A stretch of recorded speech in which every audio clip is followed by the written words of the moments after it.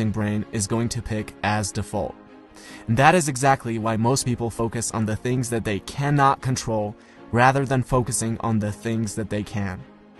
Habit number 1 is be proactive. Now, imagine you're at a funeral, but this one's different from all the funerals you've ever been to. You're standing over the casket and you see yourself. What do you have to say about yourself?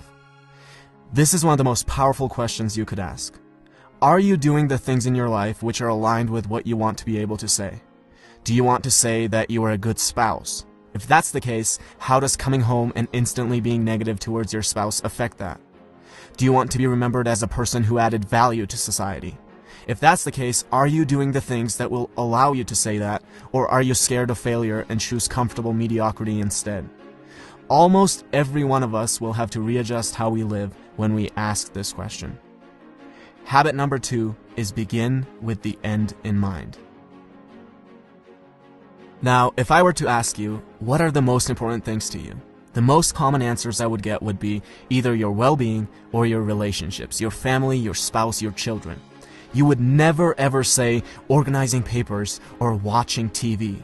But how many of us spend more time organizing papers and watching TV than planning our nutrition and going to the gym or cultivating a healthy family environment? There's a horrible disconnect between what we say and how we actually allocate our time. Habit number 3 is put first things first.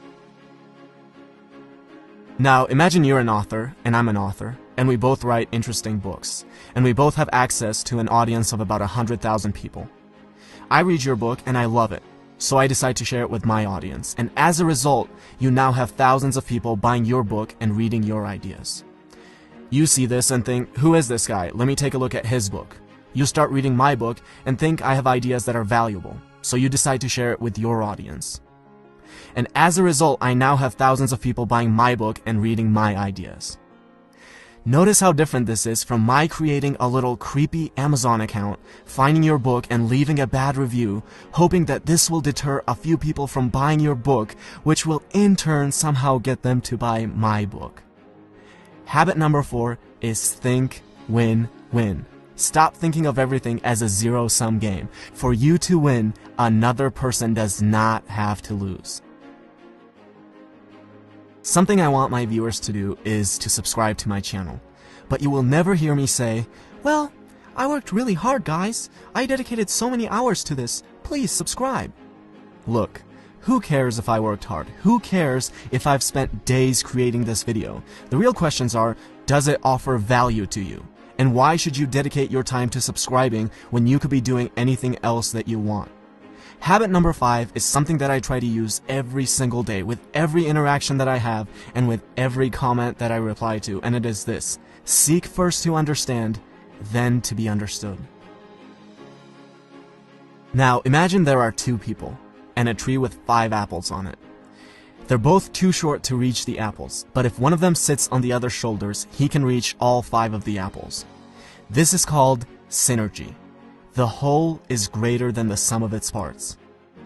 Now, I'll be the first one to admit that you can't achieve this with everyone, but you should always be looking for opportunities to create synergy. With every synergistic opportunity you create, you can gather many more apples than you otherwise would by yourself. Habit number 6 is synergize. A man has been trying to cut down a tree for hours, and after a while his neighbor can't take it anymore, goes over and says, you know, if you sharpen the saw, you'll be able to cut it down faster. And the man replies, but sharpening the saw is going to take time. Now, we might laugh at this story, but we do the same thing all the time. We can't find 30 minutes a day, 4 times a week, to go to the gym. Our health deteriorates to a point where we're physically incapable of being effective. We can't read a book for 15 minutes a day and mentally stimulate ourselves. No, these things take too much time. And then we have the audacity to ask for little tips and tricks on how to be effective. It's like telling your engineer, don't worry about the foundation, where can we get the magic bricks that will float in the air? Habit number 7 is sharpen the saw. And these are the 7 habits of highly effective people by Stephen Covey.